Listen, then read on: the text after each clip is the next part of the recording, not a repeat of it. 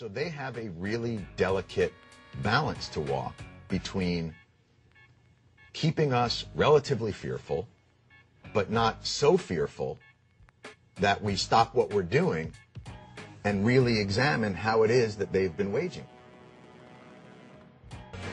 Saddam Hussein aids and protects terrorists, including members of Al-Qaeda.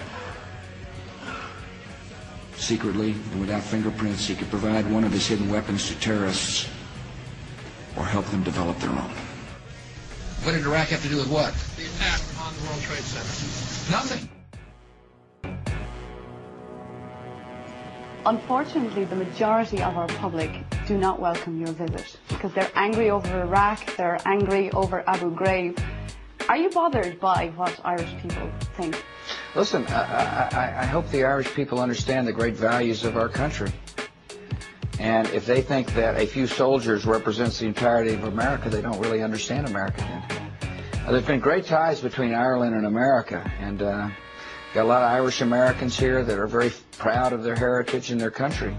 But you know, they must not understand. If they're angry over Abu Ghraib, if they say this is what America represents, they don't understand our country because we don't represent that. We're a compassionate country. We're a strong country. We'll defend ourselves, but we help people, and we've helped the Irish, and we'll continue to do so. We've got a good relationship with Ireland. And they're angry over Iraq as well, and particularly the continuing death toll there. Well, I can understand that. People don't like war, but what they should be angry about is the fact that there was a brutal dictator there that had destroyed lives and put them in mass graves and had torture rooms. Listen, I wish they could have seen the 7 men that came to see me in the Oval Office. They had their right hands cut off by Saddam Hussein because the currency had devalued when he was the leader. See? And guess what happened? And Americans saw the fact that they had their hands cut off and crosses or X's carved in their forehead. And he flew them to America, and they came to my office with a new hand, grateful for the generosity of America and with Saddam Hussein's brutality in their mind. Now, Saddam Hussein had used weapons of mass destruction against his own people, against the neighborhood. He was a brutal dictator who posed a threat, such a threat that the United Nations voted unanimously to say, Mr. Saddam Hussein... Indeed, Mr. President, but you didn't find the weapons of mass destruction. May I finish? He said, the United Nations said, disarm or face serious consequences. That's what the United Nations said. And guess what? He didn't disarm. He didn't disclose his arms.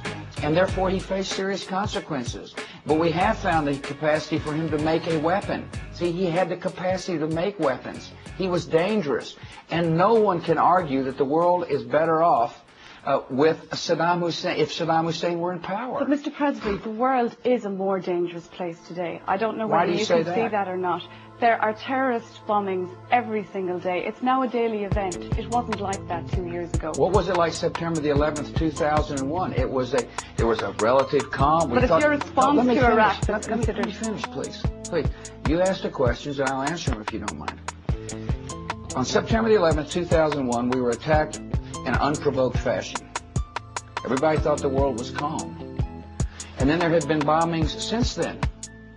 Not because of my response to Iraq. There were bombings in Madrid. There were bombings in Istanbul. There were bombings in Bali.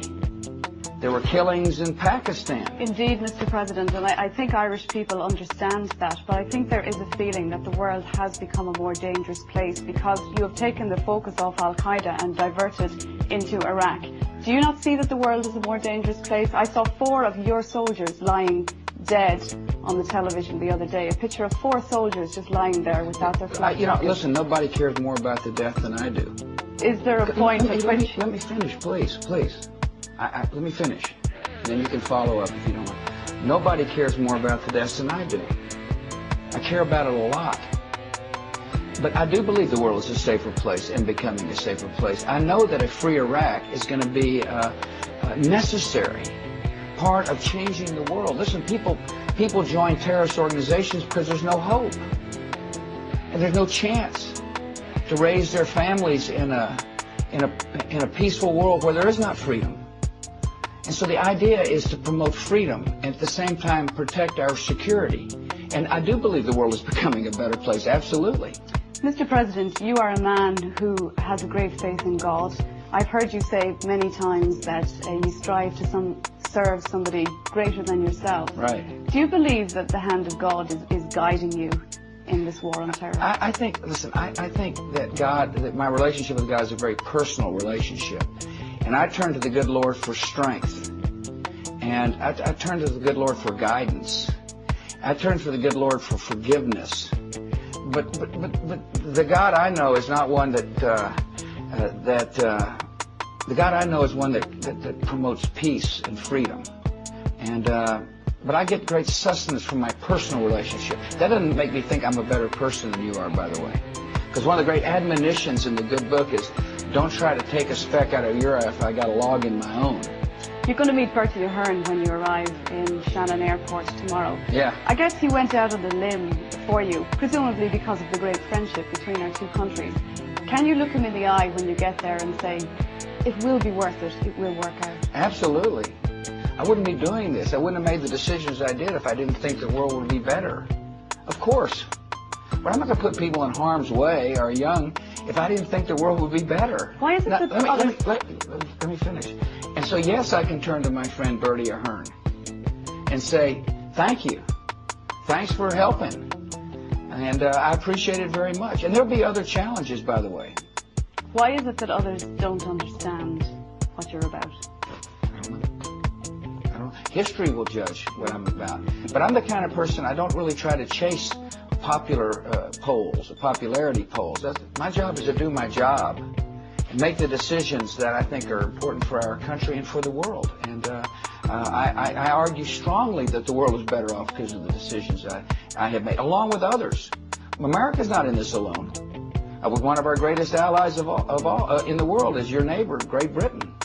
Tony Blair's been a strong advocate for not only battling terrorists, but for promoting freedom, for which I'm grateful. Let me say one other thing about America that your viewers must know, is that not only are we working hard to promote security and peace, we're also working to eradicate famine and disease.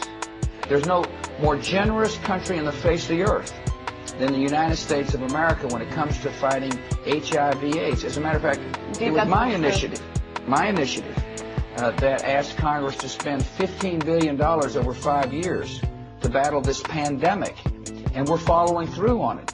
And no other country in the world feeds more of the hungry than the United States. And so we're a compassionate nation.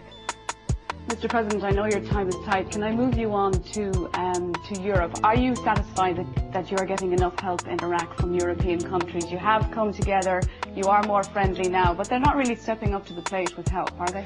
Well, I think, first of all, most of Europe supported the decision in Iraq. Really what you're talking about is France, isn't it? And they didn't agree with my decision. They did vote for the UN Security Council resolution that said, disclose, disarm, or face serious consequences. We just had a difference of opinion about when you say something, do you mean it? But nevertheless, there's no doubt in my mind, President Chirac would like to see a free and democratic and whole Iraq emerge. And the same